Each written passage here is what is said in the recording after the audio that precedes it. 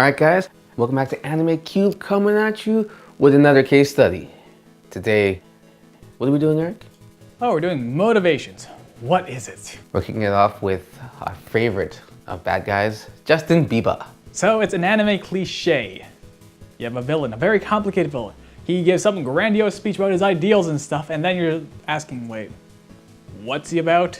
Like, he doesn't really add anything to this overall story. To me, he kind of just comes in out of nowhere. He's sort of like a wrecking ball. He just comes in, he smashes his way into the story through subplots, through character development, ultimately the show. Okay, so let's start off what we do know about Bieber, the way we're introduced to him. So so we see Mume, she's like all happy and shit, which is rare for Mume. Yeah. And she's like, it's my brother. It's like, and then the people are hailing, like, Bieber, you're so beautiful. It's like, wait, what? It's pretty gay, but okay. Yeah. Okay, he's a Kabane slayer who was exiled, but the people love him. And he has the utmost loyalty and respect from his soldiers. So it seemed to me someone was trying to make Bieber Julius Caesar. And they failed. He's not anywhere close. Spectacularly. And it was right down to his death, where he was stabbed by one of his most loyal retainers. To Mume. Because like I said, this character doesn't do anything. He's just an inconvenience, really. Yeah. All he does is come in there in the middle of when they're journeying just to fuck shit up. Yeah, and that's what he does, but this initial motivation that we're given doesn't really lend itself to that whole destructive phase. Because usually when you have popular support and the support of a very strong fighting army, you take control of the government. And he's got the fucking manpower for it. Why not do that? The people love him. Instead, he wants to just make monsters. And if that were not enough, we go back even further to his childhood. Let's have a timeline here. Bieber's 6 years old. The lights go out. Daddy gets scared, uses his little Tonto, cuts the shit out of Bieber. And it's like, it was fear that did this. Fear.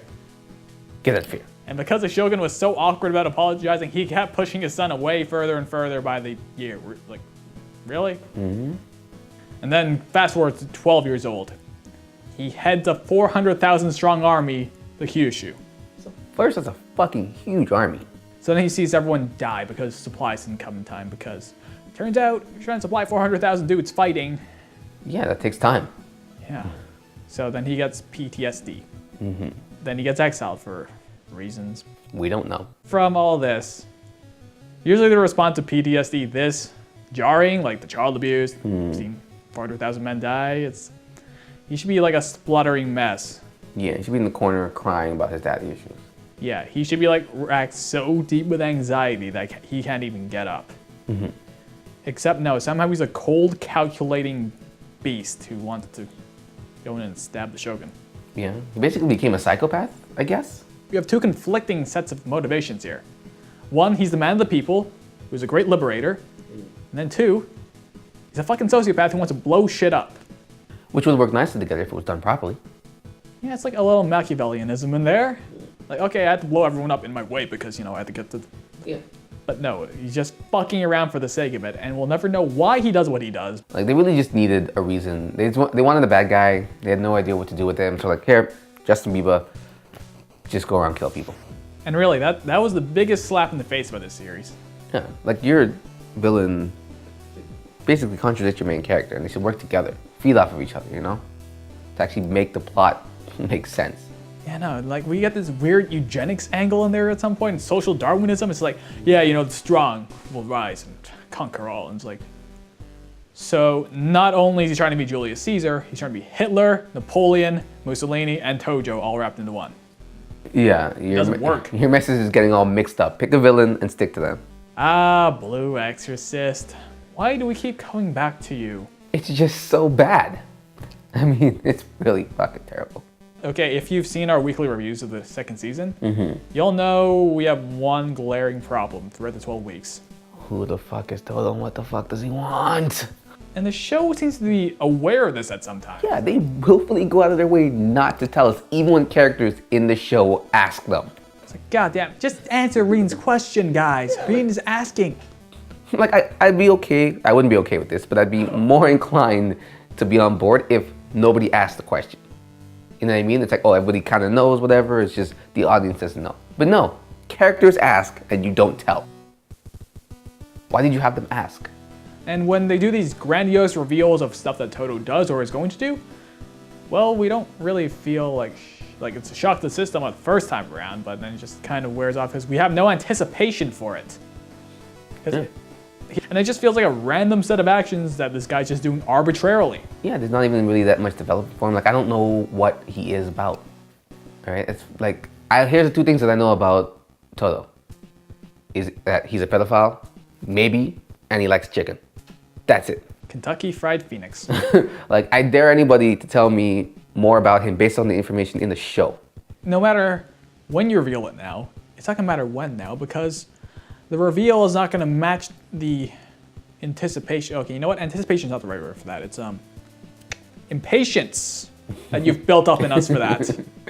What are you gonna do? What do you want? I'm gonna find out. Oh, I can't tell you that, Okamura-kun. That would ruin all the fun. Fuck you. Fuck you. I'm sorry, whoever wrote this has no idea what they're doing. Yeah. Fucking accountant looking ass. And the story tries to make us sympathetic towards Toto in the first episode because it's like, oh yes, I've lived in the shadows my entire life, in the shadow of my brother and my father, and you want a fucking tissue? We all have issues, dude. Yeah. Just saying. More daddy issues, because that's what anime walking needs. Hey, Patrick. Yeah. You wanna know one worse than Toto? No, there's no one worse than Toto. But there is. Who? Kayaba Akihiko Fucking of Sword Art Kaiba. Online. So, when I was doing research for this, I naturally slacked off and watched the Bridge series first. Brilliant ending, by the way. Oh yeah, that's awesome.